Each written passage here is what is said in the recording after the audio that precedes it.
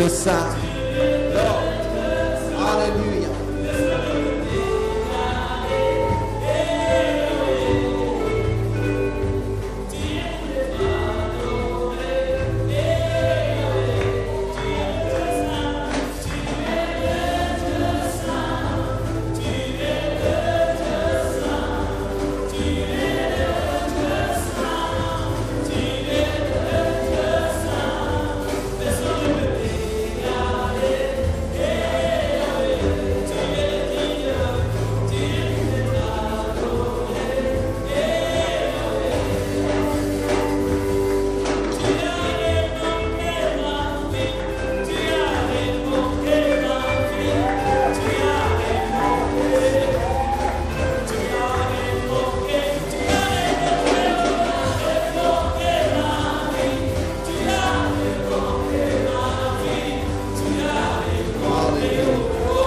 Alléluia. Gloire à ton nom, Seigneur.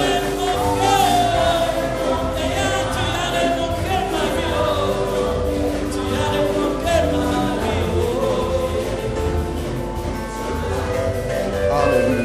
Merci, Seigneur. Merci, Jésus. Merci pour ta fidélité. Et merci pour ton amour. Nous sommes là pas par hasard, mais parce que dans ton amour et dans ta bonté, tu as pu nous emmener en ce lieu. Que ton nom seul soit béni. Voilà pourquoi nous voulons t'acclamer pour te recevoir au milieu de nous. Alléluia. Bien-aimé, tu peux faire mieux que ceci. Tu peux acclamer très bien Jésus. Gloire au Seigneur. Tu peux faire mieux, tu peux faire mieux. Tu peux faire. Il est inégalable, c'est Jésus. Est-ce que tu peux l'acclamer bien? Jésus, tu es digne de gloire. Jésus, tu es digne d'être béni. Jésus, tu es digne d'être élevé. Gloire à ton nom, Seigneur. Merci, Jésus. Gloire au Seigneur. Gloire au Seigneur. Est-ce que nous pouvons prendre nos Bibles, s'il vous plaît, et nous nous tenons debout avec nos Bibles. Nous allons faire la lecture tous ensemble. Nous allons ouvrir nos Bibles dans le livre de Jérémie 18. Et nous allons lire 6 premiers versets de 1 à 6. Nous nous tenons debout pour la lecture. Et je tiens à remercier Dieu pour ces privilèges et cette grâce qu'il nous donne ce matin de pouvoir vivre. J'aimerais dire merci au pasteur Noëlla qui n'est pas là et aussi au pasteur Bonny, à toute l'équipe pastorale, à tous les bien-aimés qui sont là ce matin, n'est-ce pas, pour glorifier le Seigneur. Que Dieu nous bénisse. Est-ce qu'on peut dire Amen? Je disais, nous allons lire dans le livre de Jérémie, Jérémie 18, les 6 premiers versets, c'est-à-dire du premier verset jusqu'au 6e verset. C'est écrit là, nous pouvons lire ensemble. À 3, 1, 2, 3. La parole qui fut adressée à Jérémie de la part de l'Éternel en ces mots. Lève-toi et descends dans la maison du potier. Là, je te ferai entendre mes paroles.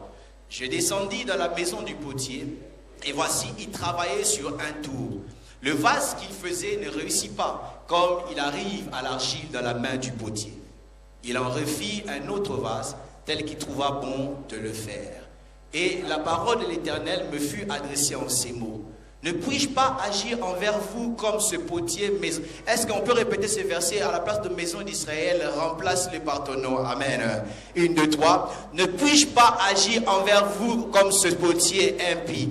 Dit l'Éternel. Voici comme l'argile est de la main du potier, ainsi vous êtes dans ma maison impie. Amen. Nous allons prier. Tu es le souverain potier qui nous donne la forme qui te plaît. Bénis ta parole dans nos cœurs en ce dimanche. Qu'à la fin de ce message, aucune vie ne soit la même. Père, agis au-delà de nos limites, au-delà de nos faiblesses, Seigneur mon roi. Et à la fin de ce message, c'est toi qui seras le boss, qui recevra toute la gloire, car tu le mérites. Merci au nom de Jésus. Amen. Acclamons le Seigneur, répondons nos places. Le thème que je vais partager avec nous ce matin, comme certains pourraient peut-être le deviner, c'est simple, c'est l'argile dans la main du potier. Amen. L'argile dans la main du potier. Il se pourrait que vous ayez déjà eu l'occasion d'écouter une prédication sur Jérémie 18, 1 à 6. Peut-être ce thème aussi. Ce sera peut-être un rappel pour certaines personnes qui ont déjà entendu cela. Et pour d'autres personnes, ce message sera comme une nouvelle information. Mais à d'autres personnes, peut-être vous ne serez pas directement concernés par ce message. À vous, surtout à vous, je veux vous dire de prendre ce message à crédit. Parce qu'un jour, Si vous voulez marcher avec Dieu, vous rencontrez Dieu comme ce potier. Alléluia. L'argile, n'est-ce pas, dans la main du potier. Bien-aimés, nous servons un Dieu grand, un Dieu très puissant. Et même quand je dis grand et puissant, ce n'est que le langage humain qui essaye, n'est-ce pas, de définir Dieu. Parce que le langage humain est incapable de pouvoir définir réellement qui Dieu est. Dieu est tellement grand, il est tellement puissant, qu'une des choses difficiles, des fois, c'est voir qui est ce Dieu et des fois comment agir. Je veux dire, quelles sont les voies de Dieu. C'est difficile de pouvoir expliquer les voies de Dieu. C'est normal, parce que si nous lisons dans Ésaïe 55, 8 à 10, la Bible dit « Car mes pensées ne sont point vos pensées, et vos voies ne sont pas mes voies, dit l'Éternel. » Autant les cieux sont élevés au-dessus de la terre, autant mes voix sont élevées au-dessus de vos voix, et mes pensées au-dessus de vos pensées. Comme la pluie et la neige descendent des cieux, et ne retournent pas sans avoir arrosé, fécondé la terre et fait germer les plantes, sans avoir donné de la sémence au sommet et du pain, et celui qui en mange. Ainsi en est de ma parole. La Bible dit clairement que nos voix ne sont pas les voix de Dieu. Nos pensées, ce ne sont pas les pensées de Dieu. Des fois, la difficulté que nous avons, c'est de comprendre comment est-ce que Dieu agit dans nos vies. La Bible dit que les voix de Dieu sont insondables. Les voix de Dieu sont incompréhensibles. Les voix de Dieu sont quelque chose de difficile, même on ne peut pas soupçonner et maîtriser. Comment est-ce que Dieu est en train de travailler? Quelles sont les voix de Dieu? Mais à mon avis, l'un de moi, ou bien si on veut connaître les voix de Dieu, nous devons comprendre sa pensée. Je disais, pour comprendre les voix de Dieu, sa manière d'agir, nous devons comprendre sa pensée. Et sa pensée est exprimée au travers de sa parole. Il nous donne sa parole, du reste, la parole n'est rien d'autre que l'expression de la pensée. Et c'est au travers de la parole, n'est-ce pas, que nous pouvons saisir sa pensée, ce qu'il veut dire. Et en lisant la Bible, vous allez vous rendre compte que Dieu utilise beaucoup de moyens pour pouvoir nous parler à notre niveau. Il utilise les symbolismes, il utilise les paraboles, il utilise les métaphores. Et dans la Bible, il y a un terme qu'on appelle, ou des termes qu'on appelle les termes anthropomorphiques. Anthropomorphique, les termes comme celui-ci qui dit par exemple la main de Dieu était sur Élie. Cela veut dire que Dieu a mis sa main dessus sur Élie? Non, cela ne veut pas dire ça. Par exemple, le doigt de l'Éternel était sur lui. Par exemple, que je vous ai couvert comme un oiseau. Est-ce que cela veut dire que Dieu est un oiseau? Non, cela ne veut pas dire un oiseau. Mais Dieu passe par ces termes pour pouvoir nous expliquer des choses qui sont difficiles à l'humanité ou à l'être humain de pouvoir comprendre. Il veut nous faire comprendre par nos termes des réalités, n'est-ce pas, incompréhensibles. Il veut nous faire comprendre, j'aime Dieu parce qu'il sait bien parler. Je dis, j'aime Dieu parce qu'il sait bien parler. Et lorsqu'il le fait, n'est-ce pas, en se révélant. Parce que Dieu ne s'étudie pas, Dieu se révèle. Je dis, Dieu ne se dit pas, mais il se révèle. Et il se révèle à chacun selon le niveau dans lequel il le trouve. Il viendra, n'est-ce pas, devant un architecte, se présenter, par exemple, dit, je suis la pierre angulaire. Toi et moi, peut-être, nous ne comprenons pas c'est quoi une pierre angulaire. Mais lui, il sait, un architecte dit que quand on parle de la pierre angulaire, ça veut dire que la pierre la plus importante d'un bâtiment. Or, il vient chez un jardinier, il dit, je suis le lit de la vallée. Alors, toi, tu ne comprends peut-être pas, mais un jardinier comprend. Lorsqu'on parle des lits de la vallée, il comprend que ce sont, n'est-ce pas, des fleurs qui sont très importants, n'est-ce pas? Or, lorsqu'il vient, n'est-ce pas, se présenter à telle ou telle autre personne, il vient à son niveau. Pourquoi? Parce qu'il n'aimerait pas que demain quelqu'un dise, moi je suis venu en enfer parce que je n'ai pas connu, je n'ai pas compris Dieu. Et là, Dieu va venir se révéler à Jérémie pour pouvoir lui donner une parole. Avant d'aller plus loin, j'aimerais parler un peu de cet homme Jérémie. Cet homme qui a connu l'appel de Dieu dans son enfance. Et il a vécu, ou il a exercé son ministère dans un temps de turbulence, un temps compliqué pour Israël. C'était un temps où Israël était menacé tous les jours et tout le temps par les Babyloniens qui étaient, n'est-ce pas, qui étaient la plus grande puissance de la terre en ce temps-là, qui les menaçaient de les prendre en exil. Et vous et moi, nous savons, quand nous passons des moments de turbulence, des moments, n'est-ce pas, difficiles, nous nous attendons à ce que les gens viennent à nous pour nous encourager.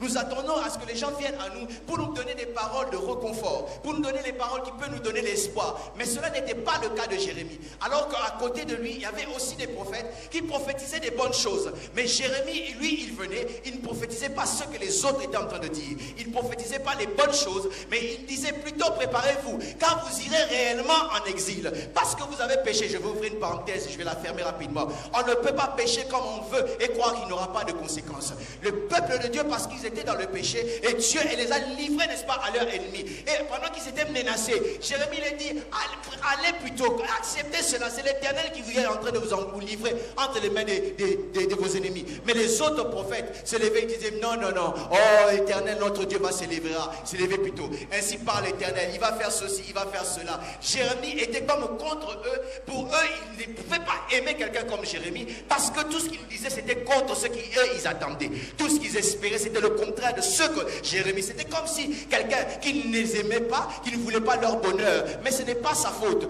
Jérémie, c'est un prophète. Un prophète, c'est un porte-parole. Il ne vient pas dire les choses qu'il a envie de dire, mais il dit les choses qu'on lui a demandé de pouvoir dire. Oh my God, je ne sais pas si on comprend. Un prophète, ce n'est pas celui qui vient dire les choses pour faire plaisir aux gens. Mais il dit des choses qu'on a mis dans sa bouche. On lui a demandé, il dit, va dire ceci, va dire cela. Bien aimé, des fois, ce n'est pas facile qu'on puisse vous envoyer dire des choses que vous n'avez pas envie de dire. Ah, je me souviens des amis qui racontaient l'histoire. Papa, il est à la maison, il dit, n'est-ce pas, va dire à l'invité que je ne suis pas là. Et c'est comme ça, un enfant, on va lui demander, papa dit, il me chante, dis-lui que je ne suis pas là. Et l'enfant est venu dire, papa a dit qu'il n'est pas là. En même temps, il n'a pas menti, en même temps, il n'a pas désobéi à papa, mais il a dit la vérité. Des fois, il y a des choses qu'on te dit dans ta bouche pour apporter, ce n'est pas toujours facile. Des fois, tu peux aller, ça s'est déjà arrivé, tu apportes une parole, ce n'est pas toi qui l'as dite. Tu as amené une parole et on t'engueule à toi. Il m'est déjà arrivé, on m'a envoyé pour aller chercher une dette auprès de quelqu'un. Et c'était sur moi que les engueulades étaient. Alors que moi, je n'étais pour rien. Je n'avais qu'une lettre pour apporter. On m'a engueulé, je n'avais plus envie d'aller là-bas. C'était le cas pour Jérémie. Un porte-parole qui disait que les choses que Dieu lui demandait de dire. Avant d'avancer, j'aimerais dire, si Dieu t'a fait la grâce de pouvoir apporter la parole, être un prédicateur, ne cherche pas à tomber dans les pièges de dire ce que les gens ont envie d'entendre. Dis plutôt ce que Dieu te demande de dire. Alors je dis ce que Dieu veut que tu puisses dire. Parce que tu n'es pas, n'est-ce pas, n'importe qui, tu es un porte-parole. Tu n'es qu'un canal par lequel Dieu parle pour pouvoir toucher les gens. Si tu apportes le message que Dieu n'a pas dit, tu vas faire plaisir aux gens, mais pas à Dieu qui est ton patron. La Bible parle, n'est-ce pas, dans je crois, Luc 13, 33, la Bible dit, Jérusalem, Jérusalem, vous qui tuez les prophètes. Combien de fois j'ai voulu vous rassembler, comme une poule rassemble, n'est-ce pas, ses poussins sous ses ailes, mais vous n'avez pas voulu. Combien de fois, vous qui tuez les prophètes, vous qui tuez les prophètes. Ah, vous savez, nous sommes dans une génération où même les peuples de Dieu, où les gens à l'église peuvent tuer les prophètes, non pas parce qu'ils, non, je vais dire les tuer les prophètes, non en les lapidant, mais en leur poussant à dire des choses qui leur font plaisir. Laissez-moi nous dire, si je suis là en tant que prédicateur, prêchant des choses juste pour te faire plaisir, bien aimé, je suis en train de ne pas t'aider. Je suis en train, n'est-ce pas, de t'offrir un ticket droit à l'enfer.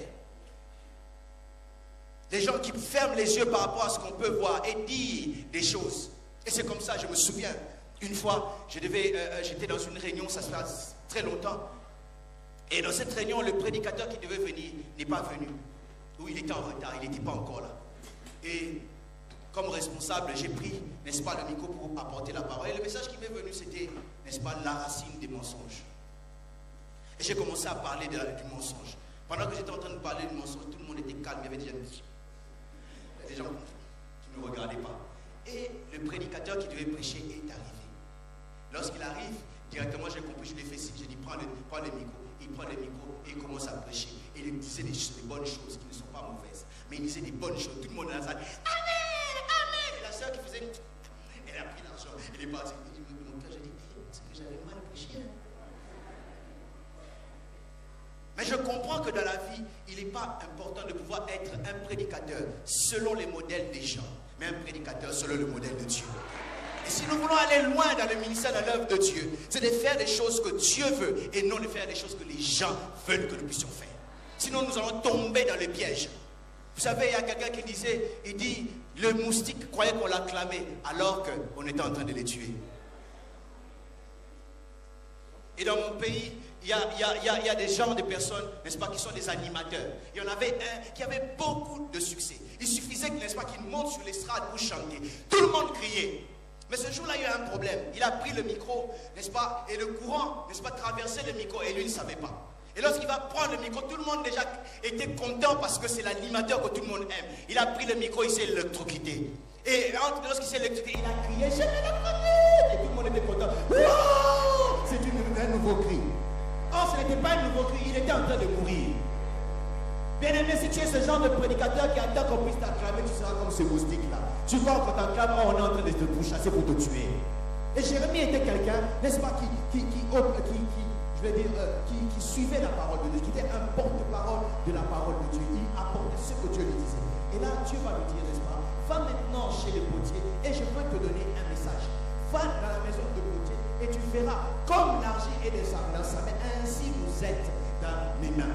Dieu dit à Jérémie, comme l'argile est dans la main. Car il est possible, bien aimé, qu'on puisse être dans la maison du potier sans être dans la main du potier. Il est possible d'être dans l'église, mais ne pas appartenir au Dieu de l'église. Il est possible de faire 10 ans, 15 ans, 20 ans, de venir à l'église, d'avoir une carte de membre qui n'est pas mauvaise, c'est bien de le voir pour l'organisation, mais ne pas réellement appartenir au corps du Christ. Cela est possible d'être dans la maison de Dieu, mais ne pas appartenir à Dieu. Voilà pourquoi je m'étonne, certaines personnes vivent la vie chrétienne comme s'ils ont une autre Bible que nous n'avons pas. Ils font des choses comme eux veulent, mais non comme la Bible le demande. Ils vivent comme ils veulent, ils font des choses comme ils veulent, mais ils viennent aussi dans la présence de Dieu. Ils lèvent les mains comme nous, ils chantent comme nous, ils dansent comme nous, mais en réalité ils sont dans la maison, mais ils ne sont pas dans la main du potier. Et je me pose la question, est-ce que, tel que nous sommes tous là, nous sommes venus parce que c'est dimanche ou nous sommes venus parce que nous savons la raison pour laquelle nous sommes venus? Nous attendons à ce que Dieu nous parle, Dieu nous touche, puisque Dieu puisse nous changer. Car la Bible dit, toute écriture inspirée de Dieu est utile pour enseigner, pour corriger, pour instruire. Et la volonté de Dieu, c'est que tu sois aussi corrigé. Ça m'étonne, il y a des gens qui n'aiment pas la correction. Quand on lui parle, n'est-ce pas, on prêche, il dit, les pasteurs m'ont prêché. Qui d'autre va prêcher? Nous ne venons pas prêcher les chaises, nous prêchons les hommes. Ah oui? Nous ne prêchons pas les chaises, nous prêchons les hommes. C'est absurde de ma part. Vous êtes là, je ne vous parle pas, je parle à autre personne. Si les pasteurs vous a prêché, c'est bien, c'est toucher la cible. Et c'est bien. Dis à ton voisin, il te parle, c'est à toi qui parle. Oui, oui, c'est à toi qui parle. Nous ne prêchons pas les chaises, nous ne prêchons les hommes pour qu'ils puissent devenir mieux dans la maison de Dieu. Des gens qui vivent comme ils veulent, ils ont leur Bible, leurs principes, ils commandent les choses comme ils veulent, ils font les choses comme ils veulent. Et ils vous demandent, oh Seigneur, aide-nous, aide-nous. Et c'est comme si nous on ne le comprend pas. C'est comme si nous on ne les aime pas. C'est comme si nous sommes contre eux. Nous sommes contre personne, bien-aimée. Avec tout l'amour que je peux avoir pour quelqu'un, la meilleure façon de le manifester, c'est en disant la vérité de la parole de Dieu. Si je viens pour, n'est-ce pas, cajoler, je suis en train de tuer. Et car que je prie que le Seigneur me garde, pour qu'un jour je ne tombe pas dans ce piège où je devrais dire des choses bonnes, alors que Dieu veut dire des choses des fois dures. Dieu n'est pas seulement amour, il est aussi juste. Alléluia.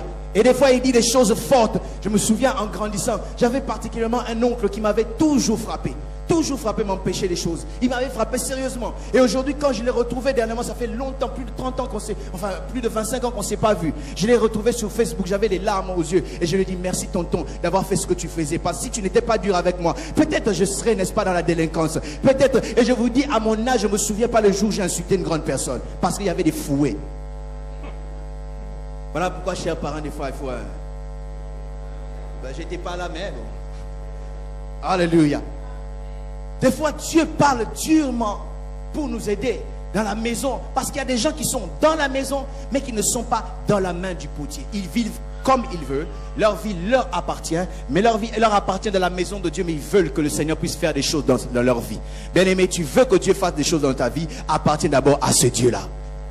On raconte l'histoire d'un homme qui voyageait par train d'une ville à une autre. Alors, il était en train de traverser beaucoup de villes. Arrivé quelque part, il se rend compte que sa montre était en panne. En fait, il voit son voisin, il lui dit, ah, on dirait que ma montre ne fonctionne pas. Le voisin prend la montre, il regarde et dit, non, ta montre fonctionne bien. Mais le problème, c'est que l'aiguille qui indique les secondes qui est en panne. Il dit, ah bon, ok, si j'arrive de l'autre côté, je vais aller arranger ma montre.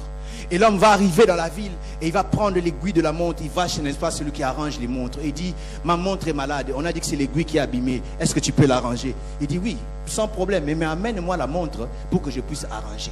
Non, il dit non, la montre fonctionne bien, mais c'est l'aiguille qui est en panne. Il dit non, non, moi j'ai besoin de la montre pour bien arranger, car sans la montre, je ne peux pas arranger l'aiguille. Il y a des gens qui sont là, ils ont donné, n'est-ce pas, leurs problèmes à Dieu, mais leurs vies sont à côté. Seigneur, arrange mon mariage. Seigneur, arrange, n'est-ce pas, mon travail, mes études. Mais leur cœur n'appartient pas à Dieu. Dieu a besoin de ton cœur, premièrement, avant d'agir en ta faveur. Si tu es d'accord, dis amen, et bien que je l'entende. D'abord ton cœur et après, n'est-ce pas, le reste viendra. Il veut d'abord te fixer toi. Oh, il y a d'autres personnes qui croient que la vie chrétienne, c'est question d'être confortable. Dieu ne se soucie pas premièrement de ton confort, mais il se soucie premièrement de ton caractère. Ah, voilà pourquoi des fois, comme l'argile, dans la main du potier, lorsque nous nous abandonnons dans sa main, c'est comme un signe de soumission, un signe d'abandon. Dis, Seigneur, je m'abandonne à toi. Je pose la question, si les chrétiens de 2000, je veux dire de 2015, les chrétiens des années 2000 que moi je connais pour la plupart, est-ce qu'ils ont le temps de se donner à Dieu, de s'abandonner à Dieu, ou ils veulent vivre? Il dit moitié, moitié, toi tu prends ceci, moi je prends ceci. Il dit toi tu peux prendre les pieds, mais le cœur j'aime. Tu peux prendre les oreilles, mais les yeux c'est pour autre chose. Ils veulent faire moitié, moitié. Non, non, non, non. Avant que le potier agisse dans ta vie, il est important que tu puisses te confier à lui, t'abandonner à lui et dire prends le contrôle de ma vie. Parce que quand l'argile vient dans la main du potier, cela veut dire je n'ai aucune force de me diriger moi-même. Je te donne ma vie. Toi conduis ma vie.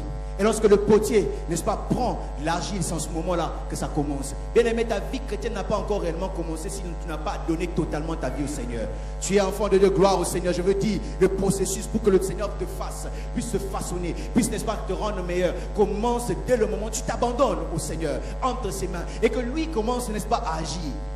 Et j'ai regardé, n'est-ce pas, sur YouTube, j'essaie de voir les potiers, comment est-ce qu'ils travaillent. J'ai vu un potier, quand il a pris l'argile, la première des choses qu'il va prendre, il va déposer sur le tour. Et le tour va commencer à tourner. Et une fois tu vois l'argile être déposée sur le tour, la différence entre ce que tu es en train de voir et, n'est-ce pas, le futur se trouve seulement dans le temps. La réalité, lorsque nous sommes à l'église, nous ne venons pas comme des hommes parfaits. Nous venons tels que nous sommes, mais pour être transformés. J'ai souvent l'habitude de dire que l'église est comme une machine à laver. Une machine à laver qui ne reçoit pas les vêtements, ça n'a pas sa raison d'être.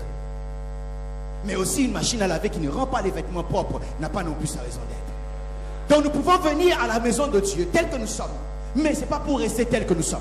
C'est pour que le divin potier puisse commencer à faire un travail, pour nous puisse commencer à nous parfaire, enlever ce qu'il n'y a pas de bien, enlever ce qu'il y a de faux, enlever ce qui nous bloque, qui nous empêche d'avancer. Et là, il le met sur le tour. Le tour est en train de tourner et la vie commence aussi à changer. Je ne sais pas qu'en est-il de toi, comment est-ce que les gens te regardent, mais seulement les gens pouvaient te donner du temps. Ils sauront que Dieu est en train de te changer. Je dis, Dieu est en train de te transformer. Lorsque je me suis converti, avec mes amis, je me suis converti environ avec 5 de mes amis.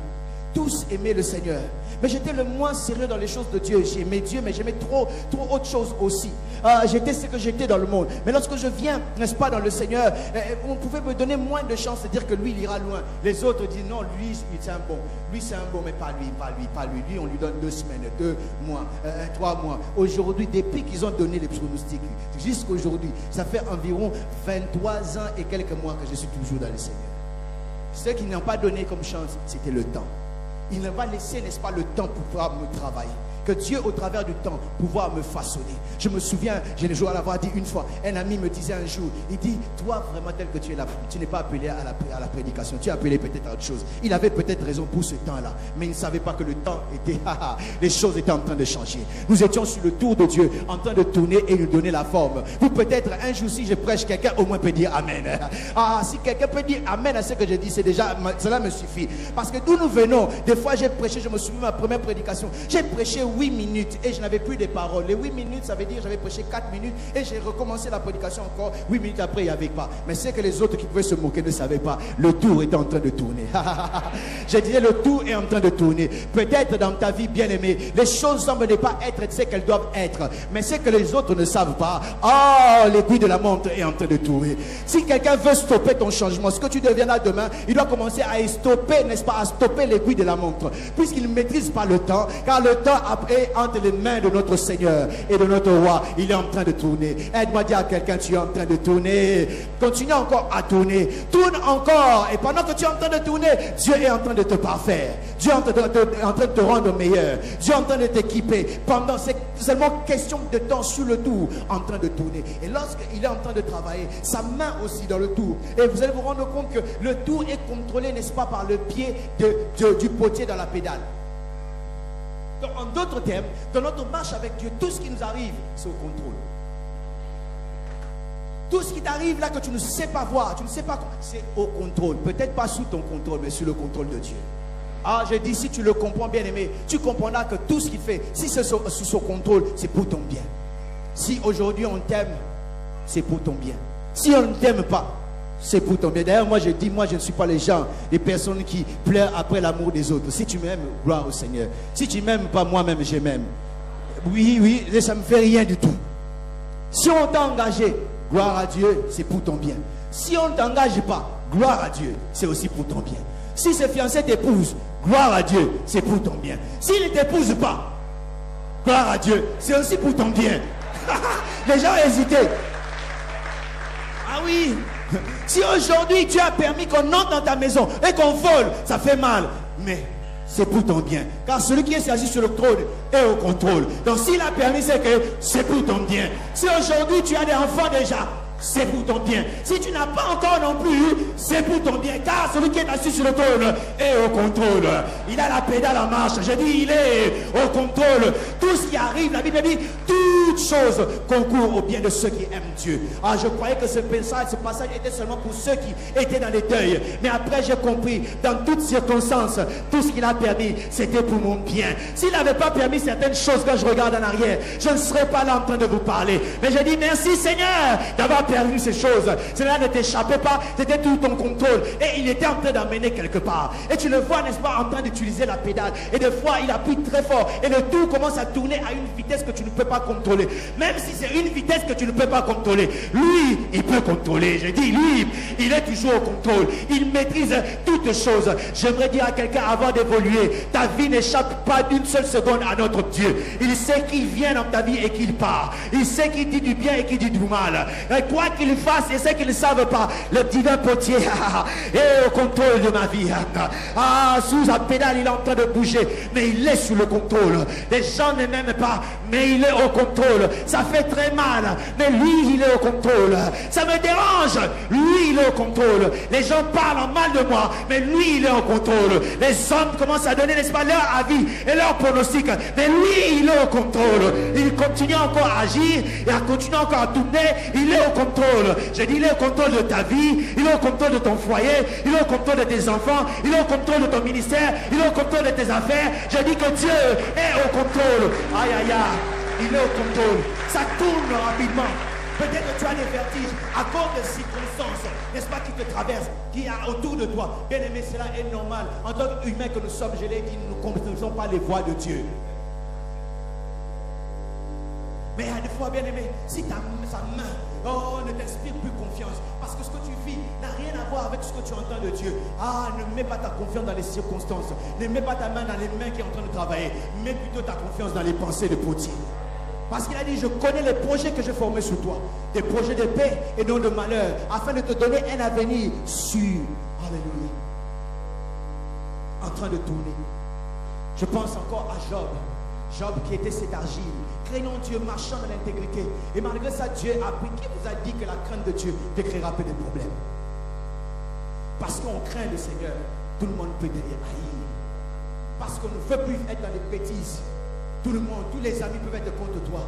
Je me souviens, j'étais le plus aimé et le plus haï de ma classe. Pourquoi? Aimé parce que j'étais un peu funny, comme on dit, amusant dans la classe.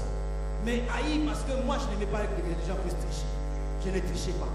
Je me souviens, à l'époque, il y a une fille qui étudiait en Europe et est venue au pays, à Kinshasa, là où j'avais, au pays d'origine. Et lorsqu'il va arriver là-bas, et pose la question, qui est fort en maths? Tout le monde a montré ses papiers. J'ai dit, ah, je m'en sors avec tout le monde a crié, pas lui. Ah oui, pas lui. Et à cause de ça, j'avais peu d'amis. Parce qu'on veut faire la volonté de Dieu. Je disais, Job, intègre qu'il était. Mais à cause de cela, il est passé, n'est-ce pas, dans le main du potier. Il a commencé à faire des choses qui étaient tellement compliquées dans la vie de Job, au point qu'il ne comprenait pas. Et lui-même, dans Job 7, il a dit, il a fait cette déclaration, il dit, c'est fini, mes yeux ne verront plus jamais le bonheur. Pourquoi? Parce qu'en ce temps-là, il s'est fié à la main du potier. mais ils ne savaient pas que le potier avait une pensée. Et surtout, quand nous entendons à gauche et à droite, c'est que les gens disent, oh, tu regardes l'ami avec qui tu as grandi et semble progresser. Et toi, malgré tes jeunes, malgré tes prières, tu es toujours sur place en train de tourner en rond. Ah, ça peut, n'est-ce pas, enlever ta confiance sur le potier. Mais je voudrais te dire, relève tes yeux, regarde encore la pensée du potier.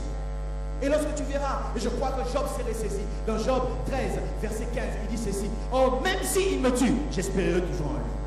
Parce qu'il dit non, ce Dieu est tellement bon, même s'il permet cela, il est au contrôle, j'espérerai encore en lui. Et ça avance encore. Dans Job 19, 25, il dit non, non, non, non, mon Rédempteur est vivant et il s'élèvera les derniers.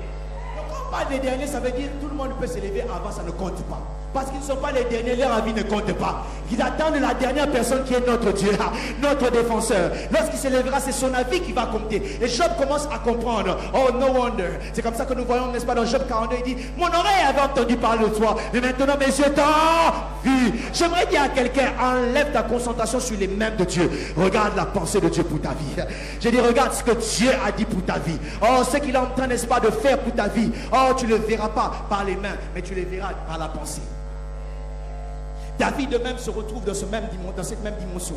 Oh, 1 Samuel 27 nous dit que David a commencé à dire, il dit, je périrai un jour dans les mains de Saül. Lui qui avait reçu l'onction, lui qui avait la promesse, et tout le monde pouvait voir qu'il était le prochain roi, sauf lui, parce que les choses commençaient à devenir tellement dures. Il a dit que c'est fini, ça ne changera pas, ça ne changera pas. Mais je vais périr.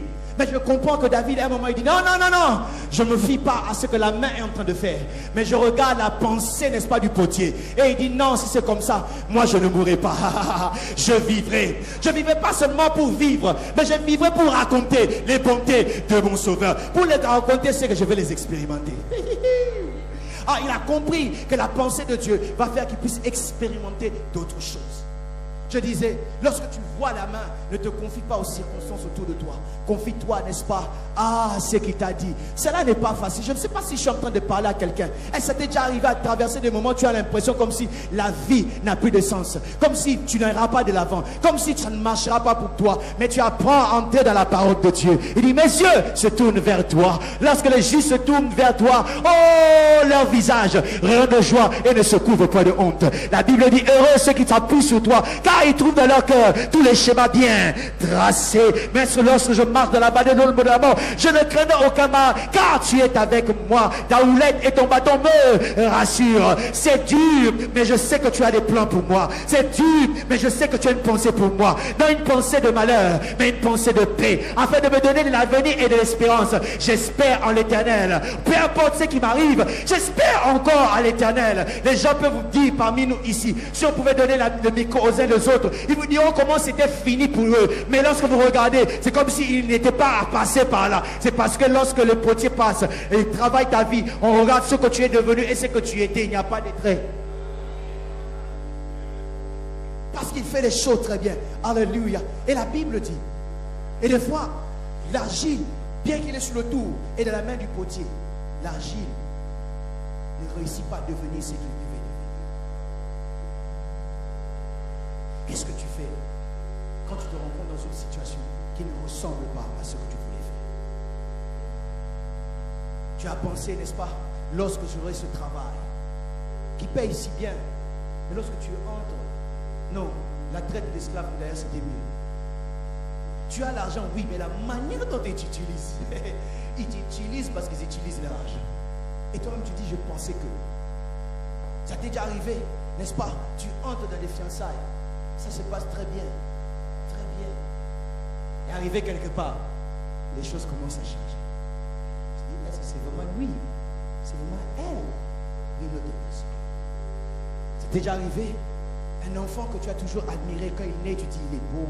Oh, il me ressemble à sa mère. Oh, regarde comment il sourit. Mais c'est cet enfant-là, à cause de lui, les policiers commencent à visiter la maison. Parce que c'est un délinquant. Qu'est-ce que tu fais? Quelle est ta réaction? Lorsque ce que tu devrais être ne ressemble pas à ce que tu es. Lorsque l'idéal ne ressemble pas à la réalité. Qu'est-ce qu'on fait en ce temps? Mais la Bible dit, le vrai problème ce n'est pas le potier, mais le vrai problème c'est l'argile, c'est qu'il y a un problème dans l'argile. Mais aussi vrai, aussi longtemps que l'argile restera dans la main du potier, les choses peuvent encore changer. Et c'est quand nous arrivons, n'est-ce pas, dans ce moment dur et difficile, où nous avons mis toute notre espérance en Dieu. Nous avons mis toute notre foi en Dieu. Mais les choses ne se passent pas comme il se passait. Tu as dit, oh, Dieu m'avait montré que j'épouserais ce frère. Dieu m'avait montré que il m'a dit, je peux m'engager dans cette relation. D'ailleurs, je vais vous dire, bien aimé, je le déclare, je le dis très haut. Tous les fiançailles peuvent commencer, mais tous les fiançailles ne finissent toujours pas par le mariage. J'ai dit Amen moi-même. Si tu ne veux pas, je dis Amen. Oui, des fois Dieu peut te parler. Seigneur, est-ce qu'il faut que je m'engage? Dieu dit engage-toi. Et il n'a pas menti, engage-toi, mais tu n'arrives pas au mariage. Et tu dis, comment est-ce que Dieu des fois peut te faire entrer sur une avenue? Non pas parce qu'il veut que tu puisses aller au coin, mais juste pour que tu puisses voir 2-3 maisons ensuite. Oh, je vais vous donner l'exemple. La Bible parlant de Samson. Lorsque Samson a commencé à aimer une Philistine, la Bible dit ceci. Ses parents ne voulaient pas. Mais ils ne savaient pas que cela venait de qui? De Dieu. Mais la raison, ce n'était pas pour qu'il puisse épouser Samson, cette femme.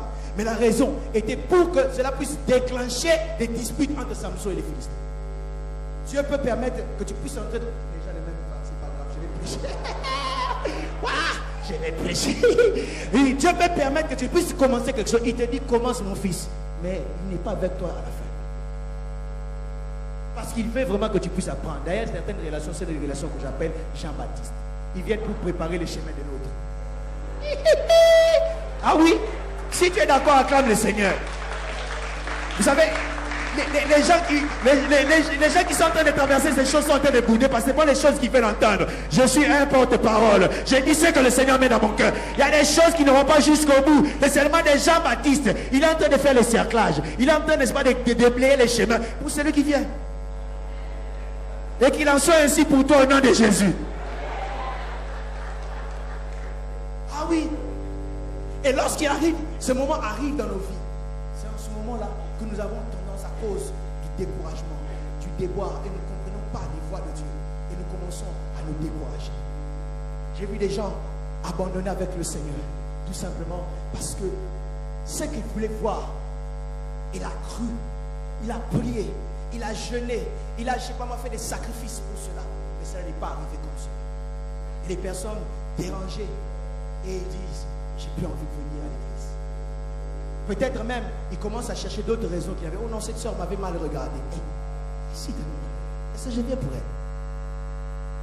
Il dit non, l'église, non, ce jour-là, on avait débordé. Les vrais problèmes, ce n'est pas les débordements. Mais les vrais problèmes, le découragement est déjà entré. Parce que ce qu'il pensait voir, et c'est qu'il est la réalité. Il n'y a pas de... Et le découragement commence à déranger les gens. Et il commence à chercher à quitter la main du potier. Il commence à se décourager et à abandonner le potier.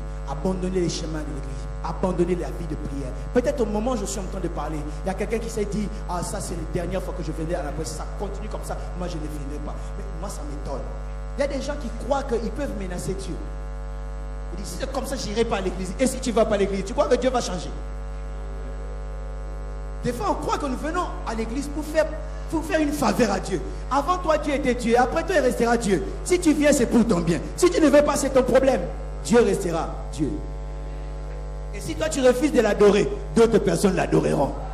Et si eux aussi refusent, les anges là sont là pour l'adorer. Ah, comment? Ah oui. Et on commence, n'est-ce pas, à se décourager. Et petit à petit, on commence à quitter la main du potier. Cela me fait penser aux disciples de Jésus qui, dans le chemin d'Emmaüs, ils commençaient à s'éloigner de Jérusalem. Pourquoi? Parce qu'ils croyaient. Quand Jésus vient dans leur présence, ils étaient même incapables de reconnaître la présence de Dieu parce que le problème dans leur cœur était tellement intense qu'ils ne pouvaient même plus reconnaître la présence de Dieu. Des fois, lorsque les problèmes se saturent, lorsque tu es rempli de déboires et des problèmes de découragement, et là, le Seigneur peut venir te visiter, tu ne sais pas que c'est le Seigneur. Parce que tu es concentré dans tes déboires et tu oublies. Je répète, je dis, avant d'aller plus loin, aide-moi à dire à ton voisin, il a des pensées pour toi. Il est au contrôle et il pense aussi. Mais dis-le lui bien, dis-le lui bien. Il a des pensées sur ta vie. Et ils ont commencé à s'éloigner. Et le Seigneur Jésus est venu. Merci Seigneur qui a commencé à ramener ces personnes. Souvent nous tombons dans les pièges parce que nous quittons la main du potier. Le meilleur endroit où un homme, une femme peut être, c'est entre les mains de Dieu. Je le répète pour que quelqu'un m'entende très bien. J'ai dit le meilleur endroit où nous pouvons nous retrouver, c'est dans les mains de Dieu. Un jour, David a péché contre Dieu. Je ne sais pas qu'est-ce qu'il a pris. Il était roi. Et à un moment, il a voulu faire le dénombrement. Dieu lui dit, pourquoi tu fais ces choses? C'est pas important. Est-ce que même si le Seigneur dit non, compte-les. Il a compté. Juste parce qu'à un moment, il a voulu enlever sa confiance en Dieu pour la mettre en ce qu'il avait. Et c'est ça le problème de beaucoup d'entre nous. On enlève les regards de Dieu pour le regarder dans ce que nous avons. Avant, tu devais prier pour avoir de l'argent à la fin du mois. Mais maintenant que tu as un bon salaire, tu n'as plus besoin de prière et tu regardes à ton salaire et non à Dieu. Avant, tu devais prier, Seigneur, est-ce qu'il faut que je puisse aller en vacances en Espagne, à Londres, en Afrique ou aux États-Unis? Mais aujourd'hui, tu as tellement de l'argent, tu peux cliquer comme ça. C'est les États-Unis. On va où on veut, on fait ce qu'on veut, on ne dépend plus du Seigneur. Et là, David va demander qu'on puisse faire le dénombrement. On a fait le dénombrement et Dieu, cela n'a pas plu à Dieu. Et là, on voyait le prophète Gad. Il dit Gad, pas God, Gad, j'ai allé. Il dit Gad, va parler à David. Dis-lui qu'il choisisse entre ces trois punitions. Il dit qu'il choisisse soit qu'il y ait la famine pendant 7 ans dans tout le pays, ou bien qu'il puisse être en fuite pendant 3 mois, ou bien qu'il y ait la peste. Vous savez, si c'était certaines personnes d'entre nous, 7 ans de famine, lui il est roi, ça ne va pas peser pour lui. Parce qu'il peut aller manger dans l'autre pays. Il pouvait dire, oui, je suis roi. 7 ans, mais il avait un cœur responsable. Vous savez, il y a des gens qui sont responsables sans être responsables. Ça veut dire, tant que lui il est sauvé, ce n'est pas un problème. Si ça va barder pour les autres, c'est leur problème. Il dit non, ce n'est pas la première, ce n'est pas une bonne punition. Il dit la peste, ah non, les gens vont mourir. Il regarde, parce qu'en fait, même si les gens mouraient, David n'allait pas mourir parce que Dieu avait besoin de lui pour rester roi. Bon, la fuite, c'est vrai, je vais souffrir. Mais David, sage qu'il était, et il savait comment parler à Dieu. Et il dit, je préfère tomber entre les mains de Dieu. Car dans ses mains, je trouverai miséricorde. Il dit, je préfère mieux tomber entre les mains, parce que les hommes, je dis quoi, les hommes, il y a des gens qui attendent seulement un jour, le jour où Dieu te laissera. Il y a des gens dans le monde des ténèbres que tu ne connais peut-être pas, qui t'attendent toujours, mais il dit que le jour où il dira Dieu, c'est ce que je veux lui faire. Les hommes, des fois, ils sont méchants. Même les hommes qui se font appeler frères ou sœurs en Christ, des fois, ils sont méchants. Je dis, c'est vrai, ils sont des fois méchants. Voyons seulement comment est-ce qu'ils traitent les cas des autres. Il y a quelqu'un qui est capable de publier le mal de l'autre facilement. Mais si c'était sa femme ou son enfant, il ne le dira à personne. Mais parce que c'est l'enfant de l'autre, on va publier. On va dire, et toi tu ne sais pas. Hey! Et surtout tu ne sais pas. Hey! Il commence à publier parce que c'est les autres. Mais quand c'est lui, regarde, les hommes sont méchants. Et David dit, je préfère tomber dans les mains de l'Éternel parce qu'en lui, je trouverai miséricorde. J'ai toujours cette illustration. Je vois cette maman-là, c'est là qui a un bébé, n'est-ce pas? Quand elle prend son bébé entre les mains, le bébé fait tous ses besoins dans les mains de la maman. Oh, ça sent mauvais, c'est sale. Mais je pose la question, est-ce que maman va jeter l'enfant? Maman vraiment. Est-ce qu'elle va jeter l'enfant? Qu'est-ce qu'il va faire? Il va prendre l'enfant, il va essuyer l'enfant, il va laver l'enfant, il reprend encore l'enfant. Mais peut-être, si c'est une jeune fille qui ne connaît pas la douleur, n'est-ce pas, de porter quelqu'un, une jeune fille de 12 ans, de 13 ans, il peut dire, c'est sale. Il peut même faire tomber l'enfant. Et c'est comme ça des fois avec Dieu. Des fois on peut faire mal, on peut pécher. Tout le monde dit que c'est mauvais et c'est pas faux, même la Bible nous condamne. Mais au lieu de fuir, je préfère me retomber entre les mains de Dieu. Il y a des gens à cause de la honte du péché, ils fuient l'église. Tu n'as pas à fuir l'église. Traîne ta honte dans la présence de Dieu. Parce que dans la présence de Dieu et dans ses mains, il aura miséricorde. Il aura pitié de toi. Et David dit, je veux mieux tomber entre les mains de Dieu que tomber entre les mains des hommes. Ça, c'est un meilleur choix, la main de Dieu. Avant que j'avance, dis à ton voisin, tombe entre les mains de Dieu. Non, est-ce que tu peux m'aider à prêcher? Dis-le lui comme si tu l'as encouragé. Tombe entre les mains de Dieu. Qu'importe ce que les hommes disent, ils peuvent dire que tu es tellement sale. Oui, c'est peut-être pas faux, c'est vrai. Mais il a dit, venez à moi, venez et plaidons. Si ton péché est comme le cramoisi, il est capable de le rendre plus bas que la neige. Où je vais aller, c'est dans les mains de de Dieu, peu importe si les hommes te rejettent, si les hommes, n'est-ce pas, te haïssent, ils ne veulent plus de toi, ils peuvent même te rejeter. Le problème, ce n'est pas là où tu tombes, mais entre les mains de qui tu tombes. Ah non, non, non, non. Quelqu'un ne me comprend pas. Ce qui est plus important, c'est tu peux être vilain à cause du péché parce que le péché a fini. Tu peux, n'est-ce pas, devenir très moche et ça détruit le sens de ta vie, de ta famille. Mais au lieu de fuir, viens entre les mains de Dieu. Je dis, viens te poser entre les mains du divin potier. Parce que entre les mains du divin potier, il y a encore l'espoir. Il peut encore faire des choses. Je dis le problème. Les gens, vous savez, ça arrive des fois. Tellement que le dégât que tu as fait, c'est vraiment dégâts devant les hommes. J'ai vu, et j'en fais partie, de ces gens-là qui ont tué la foi des autres. Seigneur, pardonne-moi. Et des années en arrière, nous avions une sœur, je me souviens, ignorante qu'elle était. Elle s'est fait baptiser le jour du baptême. Le dimanche d'après, sa sœur voulait lui faire plaisir pour son baptême. Et il l'emmène dans un concert mondain. Lorsqu'elle part dans ce concert mondain, je ne sais pas comment, mais nous tous, nous savions déjà qu'elle était dans ce concert. La manière dont on lui a parlé, la manière dont on l'a fustigé, sans amour et avec méchanceté des hommes.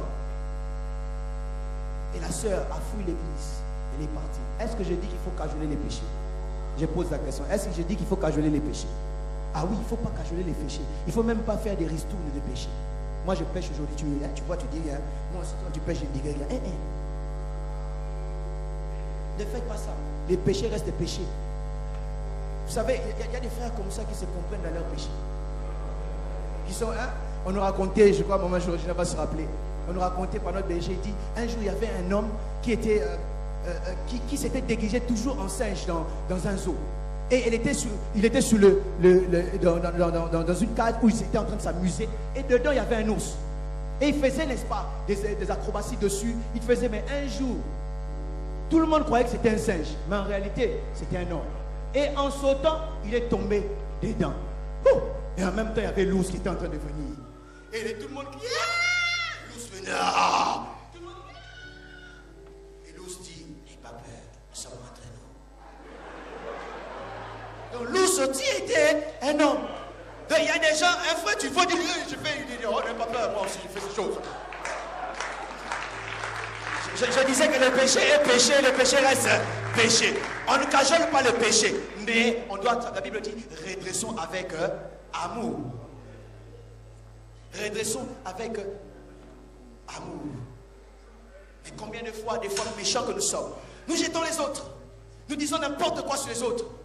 Et des fois, vous allez le dire au responsable. Si le responsable n'agit pas comme tu voulais qu'il puisse agir, tu es fâché. Dans cette église, on aime les péchés. Hey! Voilà pourquoi je dis, si quelqu'un parmi nous était Dieu, heureusement. Je vous dis heureusement. Parce qu'il y a des jours, tous les jours, on ne se réveille pas du même pied. Un jour, tu peux te réveiller avec une mauvaise humeur. Et directement, tu deviens méchant. Tu vois tout le monde en enfer. Heureusement, Dieu est Dieu. Je disais, ce qui est important, c'est de tomber entre les mains de Dieu. David a compris cela. Les hommes, dans leur méchanceté, peuvent te rejeter, peuvent dire ce qu'ils veulent, mais tombe entre les mains de Dieu. Tu n'as peut-être plus de valeur à cause des bêtises que tu as faites. Parce que laissez-moi nous dire, le mal, le péché ne vous laisse pas sans trace devant les hommes. Il n'y a que Dieu qui pardonne et oublie, mais les hommes oublient difficilement. Mais laisse-moi te dire, l'important ce n'est pas les hommes, l'important de tomber entre les mains de Dieu. Je lisais un article sur internet qui m'a aidé. On dit tout ce qui est important, ce n'est pas de quelle main tu tombes, c'est dans la main de Dieu qui est important. Si on te donne un bâton aujourd'hui, un bâton seulement, qui n'a pas de fleurs, qui n'a rien, qu'on a ramassé, qu'on a coupé, qu'on t'a donné, ça peut t'aider à escalader les montagnes, à te donner un troisième pied quand tu es fatigué. Mais ce même bâton, si ça tombe entre les mains de Moïse, il va, n'est-ce pas, séparer la mer Rouge en deux. Le problème, ce n'est pas les bâtons, c'est entre les mains de qui il tombe. Oh, le même bâton entre tes mains peut t'aider, n'est-ce pas, à pourchasser les animaux de la cour. Mais si tu donnes ça à Moïse, il va frapper l'eau et l'eau va changer en sang. Le problème, ce n'est pas les bâtons, c'est entre les mains de qui le bâton tombe. Si tu es comme moi, on me donne une fronde, à moi ça me servirait, n'est-ce pas, pour tirer les oiseaux. Comme on le faisait en enfance. Prenons, n'est-ce pas, une lance-pierre qui serait comme une fronde, en train de chercher à chasser les oiseaux. Mais si tu donnes une fronde à David, Goliath va tomber. Le problème, ce n'est pas la fonte, mais le problème, c'est entre les mains de qui? Satan. Si tu prends, n'est-ce pas, une raquette de tennis, pour vous et moi, ce n'est rien. Peut-être pour un peu se chauffer, essuyer. Mais si tu donnes cette raquette, n'est-ce pas, à Serena Williams, c'est des coupes et des coupes. Le problème, ce n'est pas la raquette, c'est la main dans laquelle la raquette se trouve. Quand tu prends un ballon de basket, vous et moi, on va jouer tout l'été, on va perdre un peu de poids, ce sera bien.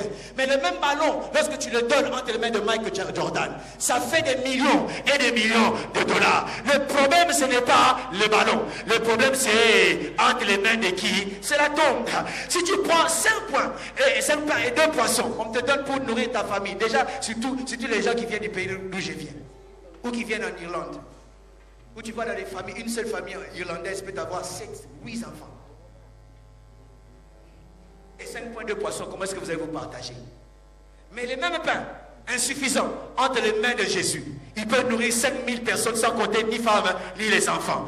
J'ai dit, le vrai problème, ce n'est pas où est-ce que tu tombes, mais entre les mains de qui tu es en train de tomber. Ce n'est pas la gravité de ton problème, mais c'est entre les mains de qui ton problème se trouve. Si tu prenais un clou, ça peut te servir, n'est-ce pas, à faire une table, à faire des chaises.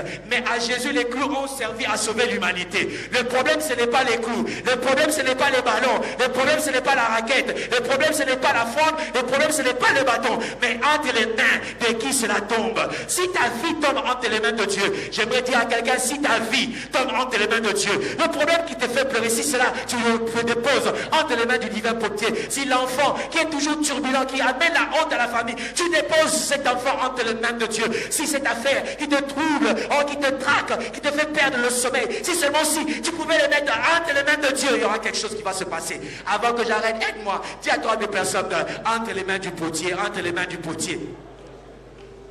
Tout le monde a dit sauf toi. Aide-moi, tu peux même te lever là où tu es. Trouve 3 personnes, dis entre les mains du potier. Entre les mains du potier. Il n'y a que toi qui ne bouge pas. J'aimerais voir quelqu'un qui peut se lever là où il est. Merci beaucoup. Est-ce que tu peux te lever là où tu es? Va, n'est-ce pas, fortifier quelqu'un. Dis entre les mains. Lève-toi là où tu es, s'il te plaît. Aide-moi à prêcher. Lève-toi. Dis à quelqu'un entre les mains du potier. Entre les mains du potier. Oui, dis-lui entre les mains du potier. Peut-être c'est très vilain ton problème, peut-être c'est très difficile, mais entre les mains du potier. Peut-être ça demande beaucoup de milliers de dollars, milliers d'euros, mais ces milliers-là entre les mains de notre roi, c'est ce qui fera la différence. Ce qui fera la différence. Il dit, comme l'argile est la main du potier, ainsi vous êtes dans ma main, maison d'Israël. Oui, tu peux acclamer le Seigneur.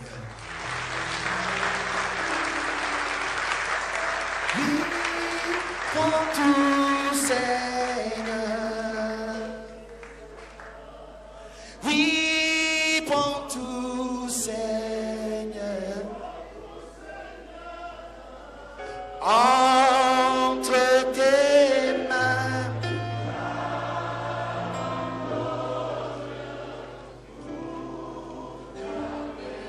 Oh oui, prends tout, Seigneur.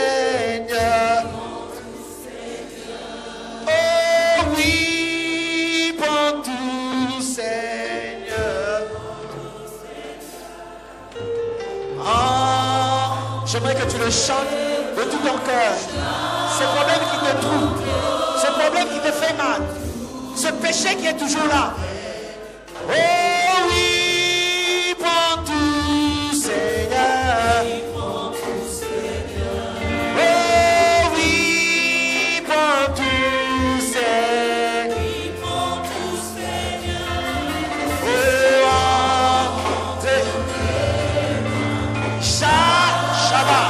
Les bouches séquetées.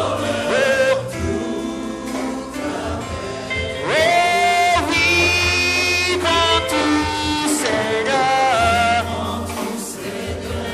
Oh oui, prends tout, Seigneur.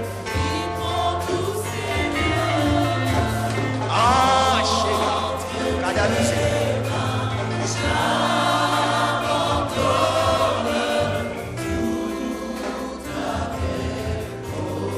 alors que nous avons les yeux fermés, nous allons continuer à prier, bien-aimés. J'aimerais donner l'occasion à quelqu'un qui ta vie n'appartient pas à Dieu. Peut-être tu viens à l'église, mais tu n'as jamais reçu Christ dans ta vie.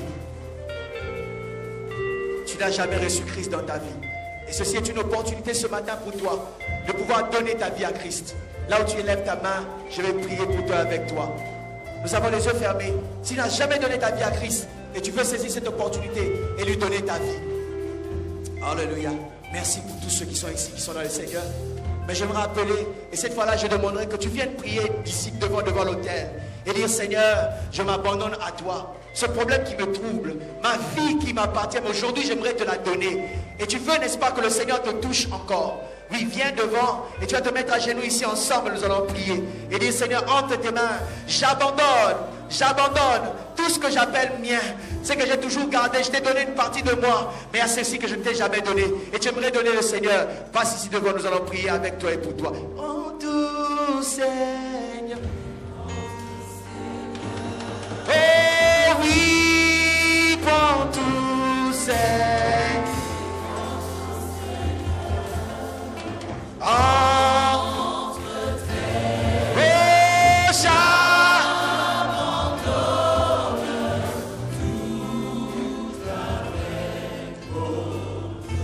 bien-aimé, j'aimerais insister par mon appel encore une fois.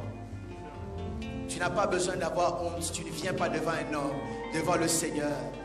Cette histoire qui te trouble, cette histoire qui devient difficile pour toi, que tu ne peux pas saisir. Ça peut être une affaire que tu n'arrives pas à contrôler, que tu n'arrives pas à gérer, tu ne comprends pas. Ça peut être ta vie qui tourne en vitesse, c'est grave et qui te dérange. Et tu pourrais le recommander à Dieu. J'aimerais comme un acte prophétique devant le Seigneur, que tu avances devant et ensemble nous allons prier. Viens là, pendant que nous serons en train de chanter, que tu viennes, on va prier.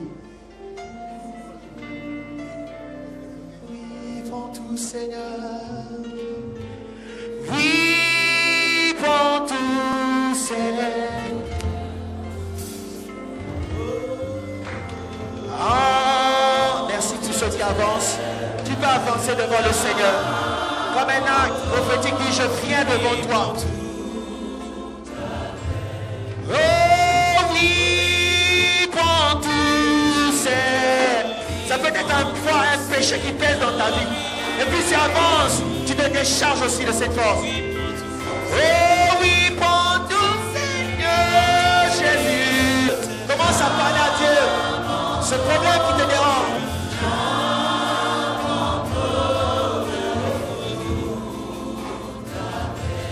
Oh oui, prends tout Seigneur. Oh oui, prends tout Seigneur. Parle au Seigneur. Recommande ta vie entre les mains de Dieu. Recommande ta vie entre les mains de Dieu. J'ai besoin de toi, ami, oh. J'ai besoin de toi. Église, lèvons-nous tous J'ai ensemble. besoin de toi. Nous avons besoin de toi, Seigneur. Oui, Alléluia. besoin de toi. Alléluia. Fais-nous répondre notre éternité. Nous avons besoin de toi, Seigneur. Nous avons besoin de toi. J'ai besoin de toi.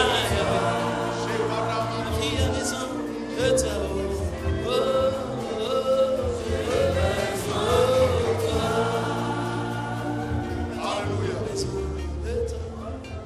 Je vais demander à tous, nous allons nous lever. Même ceux qui sont devant, maintenant, mettez-vous debout. Nos mains levées vers le ciel. Je vais prier d'une manière ou d'une autre. Dieu a encore quelque chose à faire dans la vie des gens. Dieu travaille au travers de nos vies, mais il est important qu'il travaille d'abord dans nos vies. Tous, d'une manière ou d'une autre. Nous avons besoin que le divin potier fasse quelque chose. Qu'il mette encore sa main quelque part. Qu'il pose encore son doigt quelque part pour changer quelque chose, pour améliorer, pour travailler quelque chose, pour sanctifier quelque chose, pour purifier, pour enlever quelque chose. Nous avons besoin que les divins potiers agissent tous d'une manière ou d'une autre, à commencer par moi-même. J'ai besoin de Dieu. divin potier. J'ai besoin qu'il agisse encore dans ma vie. D'abord dans ma vie. Lorsque ma vie est travaillée, je peux être utile entre les mains du divin potier.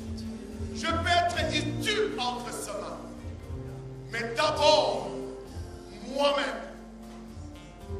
Alors que nos mains sont levées, je vais demander au Seigneur. Je vais nous recommander entre ses mains. Seigneur, je vais te recommander chacun de nous. Je vais te recommander chaque personne présente dans ces lieux. Toi qui es le divin potier, Seigneur, prends-nous. Prends nos vies, prends nos cœurs, prends nos âmes et accomplis tes œuvres, Seigneur, je t'en supplie. L'œuvre que tu as commencée, peut-être pour quelqu'un c'est aujourd'hui. Seigneur, que tu l'achèves, que tu achèves ton œuvre, que tu agisses, que tu nous transformes encore, que nous voulons devenir encore meilleurs. La perfection, c'est l'idéal à atteindre. Père, le chemin est encore long. Mais Seigneur, je vais recommander chacun de nous, moi-même aussi. Père, s'il te plaît, divin potier, nous ne voulons pas quitter tes mains. Nous voulons sortir de cette sécurité. Nous ne voulons pas quitter ces lieux de sécurité. Ces lieux, Père, oui, les lieux meilleurs pour nous. Seigneur, nous voulons demeurer entre tes mains. Peu importe, Seigneur, des choses qui nous semblent difficiles. Peu importe des choses qui nous semblent compliquées.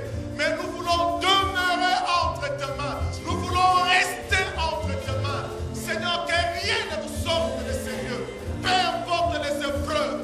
Mais Seigneur, garde chacun de nous. Garde chacun de nous. Merci pour ta fidélité. Garde aussi ton Église. J'aimerais que tous nous puissions prier pour l'Église du Seigneur. Comme un seul homme. Prions pour l'Église parole du salut. Nous voulons demeurer entre ses mains. Que l'Église demeure entre les mains de Dieu. Nous ne voulons pas aller à gauche, à droite. Nous voulons demeurer. Puis nous voulons parler, dire ce que Dieu voudrait que nous puissions dire. Nous voulons annoncer sa parole. Nous voulons ouvrir nos bouches pour dire même ce que les hommes ne veulent pas entendre. Mais que l'Église proclame la parole de Dieu. Que l'Église proclame les oracles de Dieu. Nous voulons demeurer dans ses voies. Nous voulons proclamer rien que sa parole. La vérité de la parole de Dieu. Peu importe la persécution, mais que l'Église demeure entre les mains de Dieu. Seigneur, nous recommandons entre tes mains. Garde ton Église. Garde ton Église. Garde tes serviteurs. Préserve-nous de toute mauvaise influence. Nous voulons demeurer même si c'est difficile, même si nous serons rejetés. Mais Seigneur, nous voulons demeurer. Nous voulons demeurer en tant que serviteurs. Seigneur, comme Jérémie. Seigneur, peu importe les rejets. Mais nous voulons comme Jérémie. Seigneur, proclamer ta parole avec assurance, avec autorité. Oh Dieu, nous avons besoin de toi. Saint-Esprit, nous avons besoin de toi. Alléluia. Merci Seigneur Jésus.